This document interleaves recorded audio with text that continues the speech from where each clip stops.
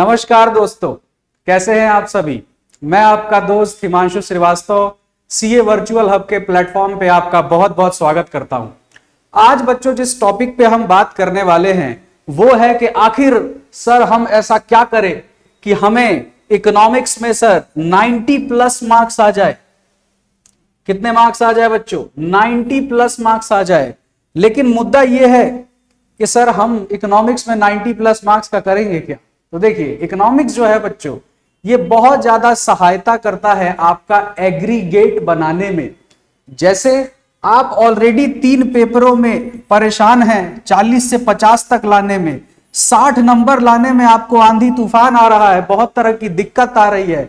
Economics करता है बच्चों आपकी सहायता और ये बाकी पेपरों की कमियों को भर देता है। बहुत सारे बच्चे मुझे मैसेज करते हैं, सर इको ने बचा लिया, या बच्चे कहते हैं सर आपने बचा लिया। मैं कहता हूं मैंने नहीं बचाया, इको ने बचा लिया। तो जो अगर आपकी लॉ में कोई कमी रह जाए, आपकी मैथ्स में कोई कमी रह जाए, आपकी अकाउंट्स में कोई कमी रह जाए, तो इकोनॉमिक्स आपके लिए लाइफ सेवर की तरह आ जाता है और बोलता है मैं हूं ना, उधर 5 नंबर कम है ना, मैं हूं, मैं कर दूंगा, उधर 10 नंबर कम है ना, मैं हूं, मैं कर दूंगा। तो उसी स्ट्रैटेजी पे बात करेंगे बच्चों कि ऐसा क्या करें कि हम इकोनॉमिक्स में 90 प्लस मार्क्स लेकर के आए। कायदे से देखिए तो बड़ा आसान है सीए फाउंडेशन का इकोनॉमिक्स, इतना कुछ मुश्किल नहीं है अगर आपको सही स्ट्रैटेजी मालूम हो। तो आज मैं आपके साथ ज्यादा नहीं, सिर्फ 5 टिप्स के ऊपर बात करूंगा जिससे आपको सहायता मिल जाएगी। और अगर आपने मेरी बताई हुई बात का एकदम शिद्दत से, दिल से पालन किया तो निश्चित रूप से बच्चों आपको मिलेंगे 90% प्लस मार्क्स इन इकोनॉमिक्स। आइए जरा टिप्स पर डिस्कशन करते हैं बच्चों। 5 इंपॉर्टेंट टिप्स। पहली टिप बच्चों आ रही है, पहली टिप है बच्चों, follow ICAI strictly and understand syllabus thoroughly. ICAI के नियमों का पालन कीजिए। भाई देखो, आपका कोई भी भगवान हो सकता है, लेकिन सीए की परीक्षा में आने के बाद पहला भगवान तो ICAI है। जो ICAI कहता है बच्चों उसका पालन कीजिए। आप यदि कोई दूसरे नोट्स पढ़ते हैं, आसान नोट्स पढ़ते हैं, पढ़िए, कोई दिक्कत की बात नहीं है, लेकिन मॉड्यूल को बच्चों कम से कम 2 बार पढ़ना तो बनता है। एटलीस्ट आपने मॉड्यूल की पूरी रीडिंग जरूर की हो, बहुत ज्यादा ये जरूरी है। बहुत सारे बच्चे ICAI को नेग्लेक्ट करते हैं, ये गलती मत करना बच्चों।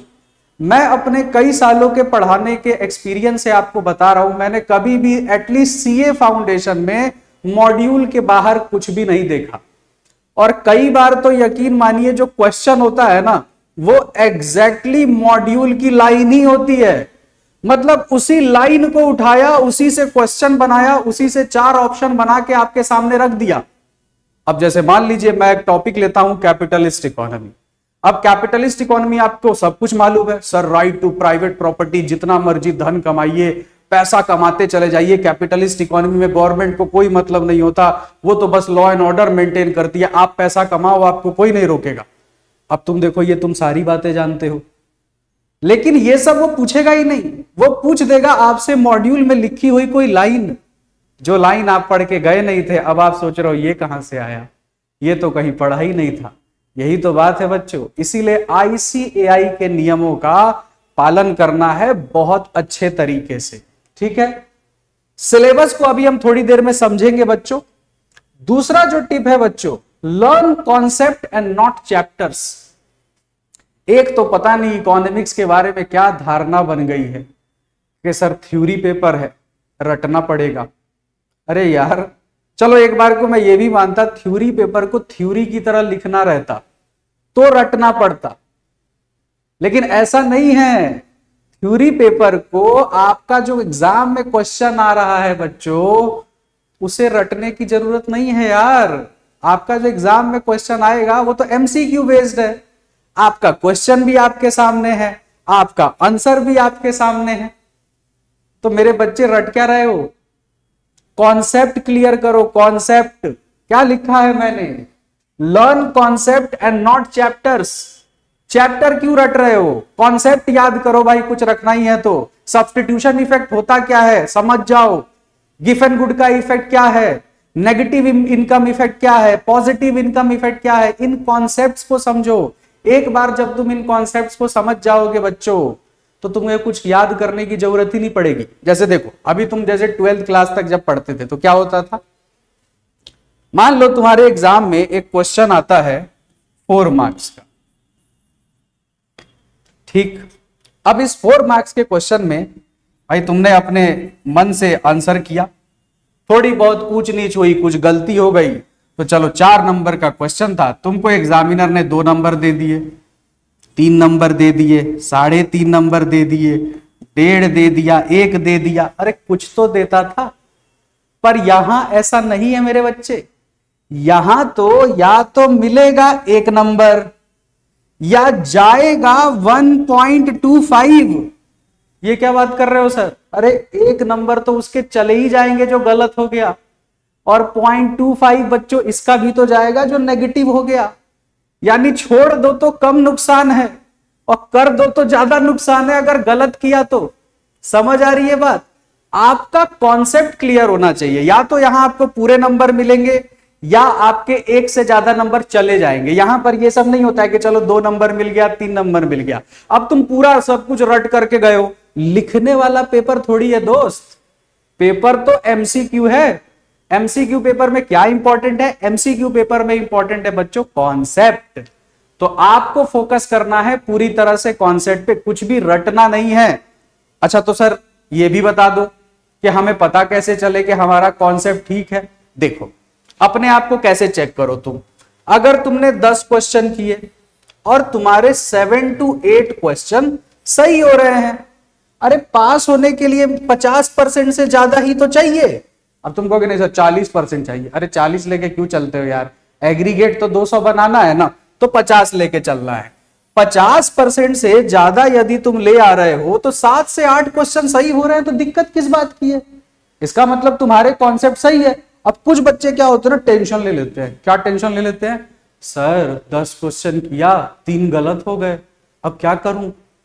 अरे ये क्यों नहीं देख रहा कि 7 सही हो गए हैं? पूरे 10 के 10 थोड़े सही करने हैं। अगर 10 के 10 सही होते हैं तो बड़ी अच्छी बात है। तो बेकार का टेंशन नहीं लेना। अगर आप 70-80% क्वेश्चन सही कर पा रहे तो कॉन्फिडेंट रहिए।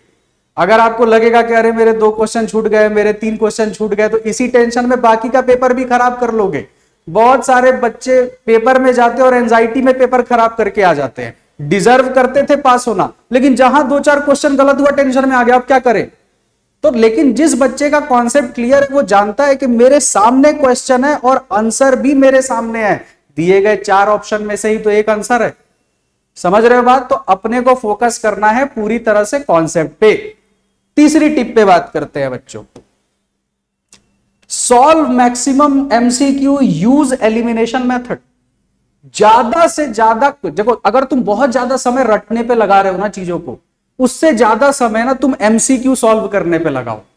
एमसीक्यू तुम सबसे पहले मॉड्यूल वाले सॉल्व करो। एमसीक्यू तुम सिर्फ सबसे पहले मॉड्यूल वाले सॉल्व करो।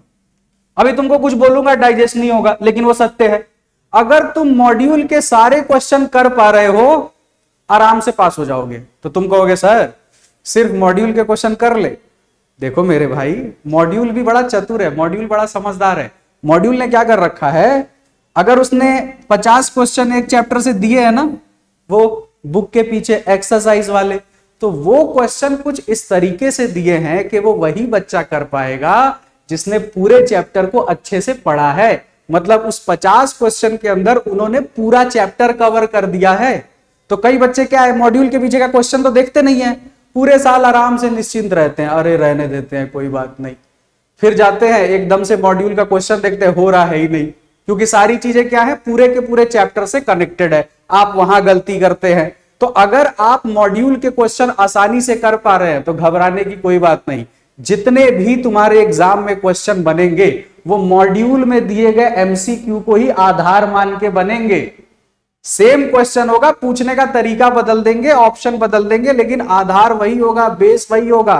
तो यदि तुम मॉड्यूल कर पा रहे हो आसानी से तो चिंता की बच्चों कोई बात नहीं है।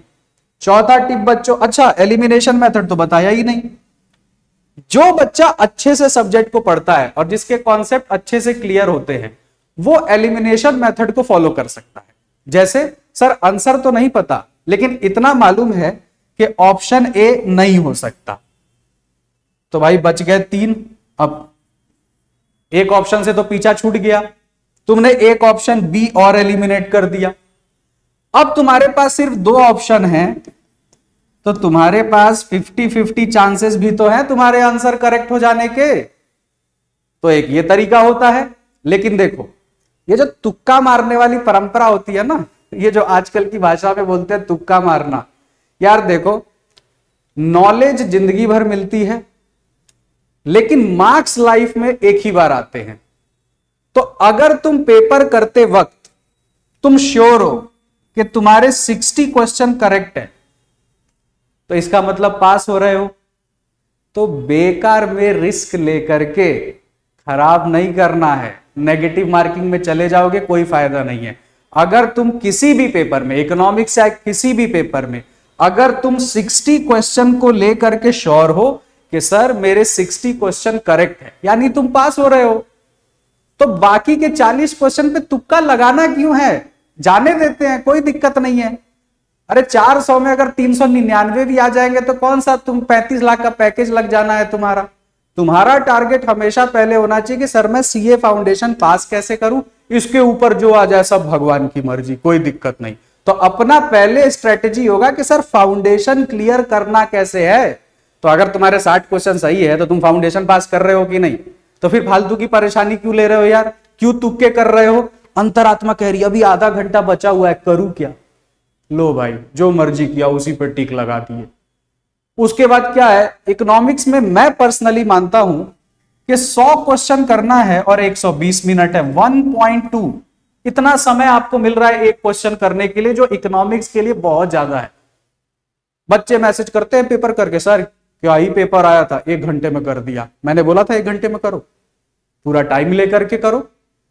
बहुत सारे बच्चे इसलिए भी गलती कर देते हैं कि वो जल्दी जल्दी में पेपर करते हैं। आंसर आया फटाफट देखा, बाकी के 3 ऑप्शन पढ़े नहीं, पहला ऑप्शन ही सही लगा उसी पे टिक लगा दिया, बाद में बाहर निकले तो गलती हो गई। तो आसान पेपर में ज्यादातर सिली मिस्टेक्स होते हैं। तो अपने पास इनफ टाइम है बच्चों, समय लेकर के प्यार से अच्छे से मन लगा करके पूरे 2 घंटे यूटिलाइज करके पेपर देना है। हर ऑप्शन को ध्यान से पढ़ना है, क्वेश्चन को 2 बार 3 बार पढ़िए, कोई दिक्कत नहीं है। घबरा करके ओएमआर शीट मत भरिए, ठीक है। चौथी टिप बच्चों, लिमिट योर रिसोर्सेस। ये मेरे हिसाब से बच्चों सबसे ज्यादा जरूरी टिप है। आप 50 टीचर से पढ़ने लग जाते हो, 50 नोट्स ले लेते हो, 50 किताबें इकट्ठी कर लेते हो, थोड़ा इस दोस्त से भी पढ़ लेते हो, थोड़ा उस दोस्त से भी पढ़ लेते हो, कभी इसकी बात सुन लेते हो, कभी उसकी बात सुन लेते हो, लास्ट में इतना हौच पौच कर लेते हो कि लगता है आप करे तो करे क्या। देखिए इस ब्रह्मांड में कोई भी टीचर इतना बुरा नहीं पढ़ाता है कि आप पास ना हो, और दुनिया में ऐसी कोई किताब उपलब्ध नहीं है जिसमें आपके पास होने जितना कंटेंट ना दिया हो। तो बिना मतलब के 10 रिसोर्सेज इकट्ठे मत कीजिए, किसी भी एक टीचर को फॉलो कर लीजिए, कोई भी एक किताब को फॉलो कर लीजिए, आप आराम से पास हो जाइएगा। एमसीक्यू बहुत सारा कीजिए, कोई दिक्कत की बात नहीं है। 5वीं चीज बच्चों, फाइट योर ओन बैटल। तुम्हारे खुद के युद्ध बहुत ज्यादा हैं, अपने जीवन पे ध्यान दो, अननेसेसरी चीजों में इन्वॉल्व मत हो, किसी की बातों में नहीं आना है। अपने आप को जज करना बच्चों रिजल्ट के बाद, रिजल्ट से पहले मान के चलो कि तुम पास हो रहे हो, रिजल्ट से पहले ही जज कर लिया, अरे मेरा दोस्त 8 घंटे पढ़ रहा है, भाई मैं क्या करूं, मैं तो 1 घंटे भी नहीं पढ़ पा रहा, मैं तो 2 घंटे भी नहीं पढ़ पा रहा। अरे यार उसको पढ़ने दो ना आध घंटा। बहुत लोग 8 घंटा पढ़ के नहीं निकाल पाते और कई लोग 2 घंटा पढ़ के निकाल देते हैं। अरे क्वांटिटेटिव स्टडी मत कीजिए, आपके एजुकेशन में क्वालिटी होना चाहिए। सर 3 घंटे पढ़ते हैं, मन लगा के पढ़ते हैं, जितना समय तुमको मिल रहा है सेल्फ स्टडी करने का उतना ही तुम्हारे लिए इनफ है। भाई सबकी अपनी अपनी जरूरतें हैं, अपना day to day lifestyle है। कोई हो सकता है पिताजी की दुकान पे बैठता हो, कोई हो सकता है घर की और भी दूसरी चीजें मैनेज करता हो, कोई हो सकता है साथ में पार्ट टाइम जॉब भी करता हो, कोई हो सकता है कॉलेज जाता हो, किसी का हो सकता है साथ के साथ 12th का बोर्ड भी चल रहा होगा। तो 24 घंटे तो सबके पास बराबर है बच्चों। बट दिक्कत यह है कि उस 24 घंटे का इस्तेमाल सबका एक जैसा नहीं है। तो अपने को यह बात समझनी पड़ेगी बच्चों कि ये मेरा 24 घंटा है और मैं तय करूंगा कि इसे मुझे कैसे इस्तेमाल करना है। तो दूसरों को फॉलो मत करो। अगर तुमको 6 घंटे मिलता है, ईमानदारी से 6 घंटे पढ़ लो। 3 घंटे मिलता है, ईमानदारी से 3 घंटे पढ़ लो। 5 घंटे मिलता है, ईमानदारी से 5 घंटे पढ़ लो। अपना युद्ध लड़ो, दूसरों की बातों में नहीं आना है बच्चों, ठीक है। अब आइए बच्चों, हम जरा सिलेबस देख लेते हैं फटाफट से। देखिए, पहला जो चैप्टर है बच्चों वो है nature and scope of business economics. ये कैरी करेगा 5%, ठीक है, जिसमें आपके 2 चैप्टर है, introduction and basic problems of an economy, role of price mechanism, ये दोनों मिला करके। और इसमें ज्यादा बच्चों कोई समस्या आती नहीं है। अगर आप इसे पढ़ें और इसके एमसीक्यू सॉल्व करें तो ये आपका आसानी से हो जाता है, ज्यादा इसमें दिक्कत नहीं आती। दूसरा चैप्टर, इस चैप्टर को बहुत ईमानदारी से पढ़ें क्योंकि ये पूरे के पूरे बच्चों कंज्यूमर बिहेवियर का आधार है। इसके अंदर आपको utility, indifference curve, demand supply, जितनी भी चीजें पढ़नी है। अब देखो, सप्लाई कायदे से बच्चों प्रोड्यूसर बिहेवियर का पार्ट होता है, लेकिन मॉड्यूल में इसको इसी में दे दिया है, theory of demand and supply करके एक चैप्टर बना दिया है। ये कैरी करता है बच्चों कितना, 10% कैरी करता है। फिर आ जाइए प्रोडक्शन एंड कॉस्ट, ये भी 10% कैरी करता है। इस चैप्टर से बच्चों बहुत सारे टेक्निकल ग्राफ की जो शुरुआत है वो हो जाती है। अब बहुत सारे बच्चे हैं जो ग्राफ से घबराते हैं। बेटा देखो, अगर तुमसे ग्राफ नहीं हो रहे हैं या तुम ग्राफ नहीं कर रहे हो तो तुमको इकोनॉमिक्स नहीं आती। इकोनॉमिक्स का मतलब ही ग्राफ है। ग्राफिकल क्वेश्चन जैसे आप 11 12 तक पढ़ते थे और आपसे बोला जाता था कि टीसी, टीवीसी, टीएफसी का रिलेशन बता दो, 4 नंबर दे देंगे। आपने 4 रिलेशन रट लिए और जाकर के लिख दिया। लेकिन एमसीक्यू पेपर है भाई, पता नहीं कौन सा रिलेशन आएगा, तुमको पता ही नहीं है। अब तुम 4 रिलेशन रट के तो चले गए, पर 5वां रिलेशन पूछ दिया। बिना ग्राफ को समझे कोई उपाय नहीं है बच्चों। जो ग्राफ के चैप्टर हैं उन ग्राफ को ईमानदारी से पढ़िए और उन्हें अच्छे से समझिए। तो ग्राफ पे हम बहुत ज्यादा फोकस करेंगे बच्चों, प्रोडक्शन और कॉस्ट के ग्राफ पे। कॉस्ट के ग्राफ जो है बच्चों वो बहुत इजी होते हैं, बस आपको समझ आने की देरी होती है। तो इनके ग्राफ पे बहुत काम करना। अगर आपका प्रोडक्शन एंड कॉस्ट वीक है बच्चों तो आपका मार्केट ऑटोमेटिकली वीक हो जाएगा। आपका मार्केट वीक है, आपका रेवेन्यू चैप्टर वीक हो जाएगा। ये सारे चैप्टर आपस में कनेक्टेड होते हैं, ठीक है। ये आपका 10% कैरी करता है। मार्केट चैप्टर बच्चों अकेला 15% कैरी करता है। रेवेन्यू बच्चों मार्केट का पार्ट है, वो हमको इसी चैप्टर के अंदर मिलेगा, क्योंकि आप बाजार में जाओगे, सप्लाई करोगे, तभी तो रेवेन्यू आता है। ये 15% बच्चों कैरी करता है। उसके बाद बच्चों बिजनेस साइकिल, आसान सा चैप्टर है। इसमें बस आप समझ लीजिए inflation, deflation, recession, depression, economic indicators और 3 स्टोरी, बस यही है ये चैप्टर। और मात्र इतना पढ़ के बच्चों आपको 5% मार्क्स मिल जाते हैं। पर ये समझ आना जरूरी है। आसान है लेकिन समझने वाला चैप्टर है। तो छोटा सा चैप्टर है, ये इतना ही इसमें पढ़ना रहता है। एक अपने को प्यारा सा बच्चों ग्राफ समझना होता है, बस इतने में अपने 5% मार्क्स आ जाते हैं। तो नेग्लेक्ट नहीं करना है इस चैप्टर को। फिर आ जाइए डिटर्मिनेशन ऑफ नेशनल इनकम। इसके अंदर 2 चैप्टर है बच्चों, नेशनल इनकम अकाउंटिंग और कीन्स।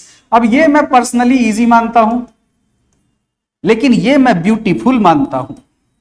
इजी नहीं, ब्यूटीफुल। ये बड़ा प्यारा चैप्टर है बच्चों। मैं पर्सनली कीन साहब का बहुत बड़ा फैन हूं, जो उन्होंने इतना सुंदर चैप्टर दिया। और हम इस चैप्टर में समझ पाएंगे कि नेशनल इनकम और कीन्स की थ्योरी आपस में कैसे कनेक्टेड है। तो ये भी बहुत इंपॉर्टेंट चैप्टर है बच्चों। 15% मार्क्स अकेला कैरी करता है। पब्लिक फाइनेंस बच्चों बड़ा ही आसान सा चैप्टर बच्चों, 10% मार्क्स, 100% थ्योरी और किसी भी थ्योरी में कोई टेक्निकलिटीज नहीं। पढ़ते जाइए, समझ आते जाएगा, बिल्कुल मक्खन। लेकिन जो थ्योरी जितनी आसान होती है, जिन थ्योरेटिकल कॉन्सेप्ट में जितने कम टेक्निकलिटीज होती है, उन्हें याद करना उतना ही कठिन होता है। तो आसान है लेकिन थोड़ा दिमाग में रखना, चीजों को रिटेन करना, एमसीक्यू तैयार करना इसमें थोड़ा दिक्कत देता है। इसलिए उस नजरिए से यह मुश्किल हो जाता है, लेकिन वैसे ये इजी है। फिर आइए मनी मार्केट, आसान सा चैप्टर है, वही 12th वाला जो मॉनेटरी पॉलिसी वगैरह आपने पढ़ा था वही थोड़ा डिटेल में है, लेकिन मैंने क्योंकि 12th वाला शब्द इस्तेमाल कर दिया तो यहां एक जरूरी बात आपको बता दूं, ये बस दिखते हैं चैप्टर 11 12th की तरह, पर इनके अंदर बहुत कुछ है, इनकी ग्रेविटी बहुत ज्यादा है। तो पहले आपको ना उस विशियस साइकिल से अपने आप को निकालना पड़ेगा कि सर ये तो वही 11 12th वाली इकोनॉमिक्स है। नहीं, ऐसा नहीं है। और अगर तुम ऐसा सोचते हो कि ऐसा है तो क्वेश्चन करके देख लेना, बहुत सारे डिफरेंसेस तुमको दिखेंगे। इंटरनेशनल ट्रेड आसान सा चैप्टर है बच्चों, इसमें छोटे छोटे 5 टॉपिक हमें पढ़ने हैं। International trade, instrument of international trade, trade negotiation, exchange rate and international capital movement. इस चैप्टर को मैं पर्सनली बच्चों को रिकमेंड करता हूं कि थोड़ा प्रैक्टिकल होकर के पढ़ना, तब ये चैप्टर इंटरेस्टिंग बन जाता है। थोड़ा इसको रियल लाइफ से कनेक्ट करके कि एक्चुअली में इंटरनेशनल ट्रेड होता कैसे है, भारत की करंट स्थिति क्या है, तो आपको ये चैप्टर पढ़ने में मजा आएगा। उसके बाद बच्चों इंडियन इकोनॉमी 10% मार्क्स कैरी करता है बच्चों, इसको पढ़ेंगे हम कहानी की तरह। कहानी की तरह नहीं पढ़ा तो याद नहीं रहेगा। इसको क्या किया है, इंडियन इकोनॉमी के शुरू के 4 चैप्टर और बीच बीच में से थोड़े थोड़े चैप्टर के कुछ कुछ पार्ट मिला के एक सुंदर सा चैप्टर बना दिया है। लेकिन मॉड्यूल का यहां तारीफ करना चाहिए कि जितना बढ़िया चारों चैप्टर के बीच में कनेक्शन दिया है वो बेहतरीन है बच्चों। तो ये एक तरह की हिस्ट्री की तरह है बच्चों, टेक्निकल हिस्ट्री बोल सकते हैं क्योंकि इसमें बहुत सारे कॉन्सेप्ट भी हैं। तो ये था बच्चों पूरा का पूरा आपका सिलेबस। लेकिन आपका ICAI बोलता है कि जितने भी चैप्टर मैंने दिए हैं उसमें ±5% का डेविएशन पॉसिबल है। यानी जो भी मार्क्स बताए जा रहे हैं कि इससे 10% आएगा, 5% आएगा, उसमें 5% का डेविएशन हो सकता है। यानी किसी से 2-4 क्वेश्चन ज्यादा, किसी से 2-4 क्वेश्चन कम भी पूछे जा सकते हैं। यह था बच्चों आज के सेशन के लिए। आप सभी बच्चों का बहुत बहुत धन्यवाद। फिर नेक्स्ट सेशन में मिलते हैं बच्चों किसी दूसरे टॉपिक पे। Thank you so much, bye bye.